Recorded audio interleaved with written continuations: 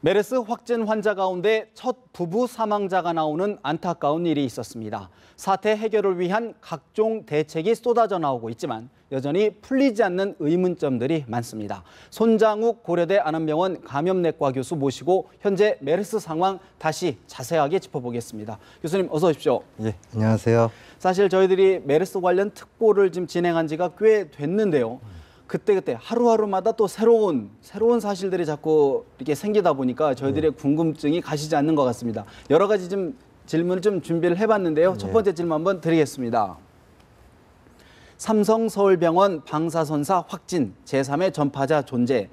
사실 삼성병원에서 2차 유행이 있었던 것이 틀림이 없고 이제 조금 진정이 되는가 싶은데 의료진 내에서 자꾸 감염자가 나온다는 것을 볼 때 삼성병원 내에 어떤 오염이 아주 광범위하게 퍼졌던지 아니면은 제4의 다른 또 전파자가 있는 것인지 좀 궁금합니다.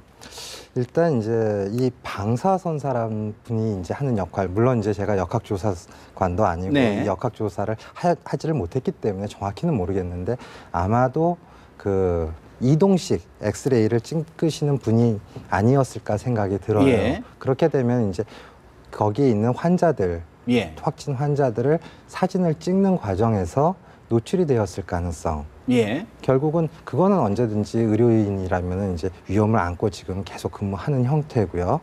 그러다 보면 이제 그 확진 환자로부터 그러니까 감염이 됐을 가능성이 제일 높을 것 같습니다. 지금 가능성은. 그렇게 본다면은 뭐 지금 말씀하시는 제3의 전파자, 뭐 이게 굉장히 자극적인 말들을 잘 쓰시는데 결국은 이게 처음부터 나왔던 얘기인데요. 지역사회 감염이냐, 의료기관 내의 감염이냐를 볼 때 의료기관 내의 감염이기 때문에 기존 감염 패턴이랑은 동일하다고 봐야 될 것 같습니다. 그런데 사실 더 궁금한 부분은 지금 의료진들은 이제 초창기라면 초기였다 그러면 대비가 안 된 상태에서 감염됐을 수 있는데 지금 이미 뭐 보호장구도 충분히 갖췄고 또 이미 더 위험성을 다 의료진들이 충분히 공유하고 있을 텐데도 불구하고 하루에 한두 명씩 의료진들이 계속 이렇게 된단 말이죠. 특히 삼성서울병원에서 자꾸 이런 그 의료진 감염이 계속 나다 보니까 좀 뭐 다른 어떤 원인이 있는 것 아니냐 이런 의구심이 드는 거죠. 아마 그거에 대해서 아마 조사가 들어갔을 것 같습니다. 이분이 어떻게 보호구를 착용을 하고 근무를 하고 있었는지 엑스레이 찍었을 때 그러면 우리가 보통 보호구를 하고 그다음 사진을 찍고 보호구를 이제 벗는 과정에서 또 많이 오염이 되는데 그런 과정들이 초기에는 굉장히 긴장돼서 잘 지킬 수는 있지만 지금 시간이 좀 많이 지났습니다. 의료진의 피곤이 굉장히 진행됐습니다. 자, 대담 계속 이어가도록 하겠습니다. 교수님 두 번째 질문 드리겠습니다. 퇴원 후 확진, 최대 잠복기 진환 환자 관리는 이 역시도 마찬가지입니다. 계속 저희들이 이제 가질 수밖에 없는 의문인데 잠복기가 14일이라고 지금 알려져 있는데 그거를 초과한 환자들이 계속 나고 또 1, 2, 3, 4차 양성, 음성이 막 뒤바뀌는 환자가 있다 보니까 정부의 어떤 기준, 관리 기준이 무엇이냐, 믿을 수 있느냐 이런 의문이 나옵니다. 결국은 이제 저희들이 가장 걱정하고 우려하는 부분은 슈퍼 스프레더라고 이제 언론에서 많이 말하는 한 사람이 여러 사람을 감염시킬 수 있는 상황들을 가장 우려하는 거고 결국은 지금 봐서는 외국의 예도 그렇고 국내의 예도 그렇고 지금까지 나온 것들만 보면은 증상이 심한 경우에 있어서 결국은 그런 사태를 유발을 했고 그 증상이 심한 사람은 결국은 지역사회에 있는 게 아니라 병원에 있기 때문에 병원에 관련돼 있는 사람들 내에서 발생이 됐습니다. 그러면 이제 잠복기 문제인데요. 그럼 이제 그렇게 해서 잠복기인데 그럼 결국 환자가 증상이 시작을 어느 시점으로 볼 것이냐 이거에 따라 잠복기는 변동이 갈 수가 있습니다. 본인이 생각하는 것 아니면 또 의료진이 판정하는 거하고 또 다를 수 있다. 예를 들어서 발열을 증상 시작이 원셋이라면 거기서부터 잠복기가 될 수 있고요. 온몸이 약간 아프고 뭐 노곤하고 예전보다 기운이 떨어진다라는 감이 시작할 때 그걸 증상의 시작을 볼 수도 있고 그럼 잠복기가 굉장히 차이가 유동적일 수 있다. 그리고 또 하나 이제 검사했을 때 나왔다 양성이다 음성이다 결국은 어떤 검체를 썼느냐 그러니까 보통 폐렴이나 그러면 호흡기 깊은 곳에 있는 가래 같은 경우에서는 바이러스가 굉장히 많은 것으로 알려져 있고요. 아마도 이제 상부 쪽에서는 예전 외국 데이터들을 보면은 바이러스가 상대적으로 농도가 좀 떨어지는 것으로 돼 있습니다. 그래서 가장 좋은 검체는 네. 우리들이 말했을 때 이 하부 기도 내에 있는 검체가 제일 좋은 걸로 돼 있는데 예. 그러면 증상이 굉장히 심한 상태가 되겠죠. 네. 근데 증상이 결국 없는 사람은 이 상기, 그러니까 저희들이 나조파링자에서 코 해가지고 코 비인두 네네네. 쪽으로 해가지고 소압을 해가지고 검사를 하게 되는데 그러니까 상태가 중하면 채취가 그만큼 용이하고 상태가 중하지 않다 그러면 좀 어렵다 이런 말씀이에요. 아니죠. 상태가 중하면은 이 안에 있는 가래를 검사를 하게 되고요. 예, 예. 상태가 경하면은 가래가 없는 분들은 그렇죠. 검사를 못 하잖아요. 그렇죠. 그럼 이쪽에서 상기도 쪽에서 예, 이쪽에서 검사를 하게 되는데 그렇게 되면 이제 원래 바이러스 농도도 좀 떨어지는 것으로 알려져 있고 증상 자체가 작으면은 어차피 바이러스 분리하는 양, 그러니까 갖고 있는 양들이 적으리라고 네. 봐요. 그러면은 검사 방법이나 채취 방법에 따라서 굉장히 이제 증상이 경미한 환자에서는 양성 음성이 오갈 수도 있을 것 같습니다. 그렇군요. 어쨌든 잠복기 14일 딱 예. 믿을 만한 건 아니다. 유동적이다. 이렇게 좀 봐야 되겠군요. 세 번째 질문 드리겠습니다. 슈퍼전파자 후보 6명, 또 다른 슈퍼전파자 발생. 사실 지금 당국에서 또 보의료계에서 지금 6명 정도를 슈퍼전파자의 어떤 그 군으로 좀 분류를 하고 있는데 다행히도 아직까지는 뭐 우리가 종전에 분류했던 뭐 14번 환자라든가 뭐 그런 분들만큼 강력하게 왕성하게 그런 활동은 보이진 않는데 우려는 여전히 가시지 않고 있습니다. 예. 이제 모든 병원, 그러니까 지금 치료하는 병원을 뿐만 아니라 환자가 없는 모든 병원이 저거를 어떻게 예방할 것이냐. 네. 이게 가장 중요한 부분이죠. 환자분이 왔을 때 그 당시 대부분이 모르는 상태에서 노출된 상태고 지금 굉장히 많은 경각심을 갖고 있는 상태에서 환자들이 오는데 이제 간혹 저희들이 가장 일선에서 우려하는 거는 예.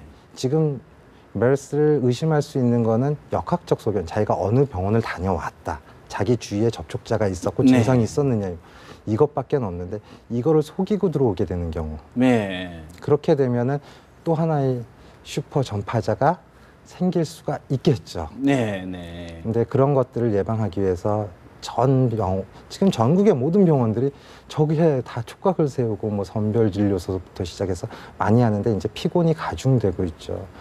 제 생각에는 예. 이제 솔직하게 자기가 어떤 병원을 갔다 온 그러니까 병력이 있으면 그걸 확실히 밝혀주고 그다음에 그런 상태에서 어느 병원을 가야 되는지를 알고 있으면 그러니까 모든 병원을 네. 왔다 갔다 하는 게 아니라 그런 게 가장 중요할 것 근데 같습니다. 사실 엊그제 보면 대구 지역에서 한 공무원이 예. 본인이 삼성설병원에 갔다 왔고 친누나가 메르스 확진이 됐는데도 본인은 모르고 18일 동안이나 뭐 동네 지역을 곳곳을 누볐다는 거 아닙니까? 뭐 예. 의도적으로는 안 했겠지만 또 예. 그렇게 모르고 부지불식간에 그럴 수도 있는 거 아닐까요?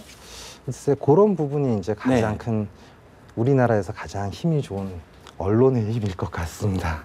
언론이 좀 계도를 계속 해서 그것들이 국민 여러분들이 자기가 노출된 병력이 있으면은 네. 내가 저 상태에서는 내가 어떤 병원을 가야 되고 그거를 어떻게 말을 해야 되겠다. 네. 이런 것들의 교육이 가장 중요한 시점인 것 같습니다. 경각심을 잃어서는 안 된다는 부분이고 또 하나 좀 오늘 좀 우려되는 부분 중에 하나가 강동 경희대병원인가요? 경희대병원에서 투석실에서 예. 환자가 이제 확진자가 나왔는데 잘 알다시피 메르스 간 신장 질환이 굉장히 치명적인 거로 알려져 예. 있는데 이런 분들 지금 110명 넘게 100명 넘게 좀 노출이 된 가능성이 있다.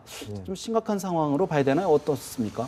그냥 보면은 이게 2012년도 9월에 이제 사우디에서 아웃브레이크가 그러니까 유행이 네네네. 병원에서 생겼을 때 그 환자가 유행이 발생한 지역이 이제 투석실이었습니다. 아 최초 예. 발생한 데가요? 예.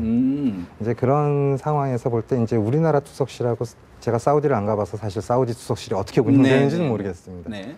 그거에 비해서는 뭐 침상간 간격이나 이런 것들이 굉장히 열악한 게 우리나라 실정이고요. 아, 더더욱 열악하다. 예. 네. 그래서 결국은 제가 알고 있기로는 그게 코호트 해가지고 그러니까 집단으로 투석을 그 병원에서 시행하는 것으로 들은 바 있어가지고 예, 아마 예. 그 환자들이 딴 병원으로 가는 거는 좀 최대한 차단하는 것으로 알고 있습니다. 그러니까 결국은 거기서 환자분은 딴 병원에서 네. 후속이 가능한 집중 치료가 가능한 병원으로 옮겨가서 치료를 받는 것으로 알고 있어서 그 상황이 더 퍼지지만 않는다면 관리가 가능할 것이다. 예. 다시 이제 우려되는 게 이제 신장 질환자에게 좀 치명적이라고 하니까 예. 그분들의 상태가 좀 더 악화돼서 예. 또 어떤 뭐 인명 피해가 나지 않을까 이런 우려가 있는 거죠. 예.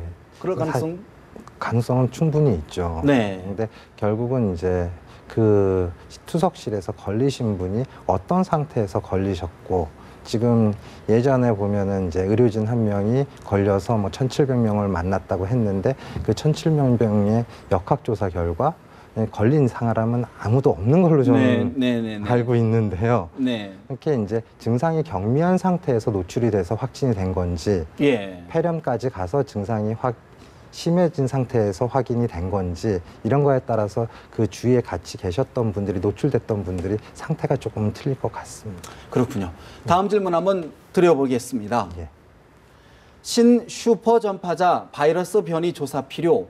사실 이게 지금 이제 사망자들을 보니까요. 16번 환자, 우리가 흔히 얘기하는 예. 슈퍼 스프레더가 옮겼던 사람들 중에서 유독 좀 사망자가 많다. 지금 통계적으로 보니까 26% 정도가 예. 사망했다라고 지금 예. 집계가 돼 있는데 그러다 보니까 특별히 이분의 슈퍼 전파자들의 어떤 변이가 있는 것 아니냐 이런 얘기가 나오는데 의학적으로 근거가 있습니까?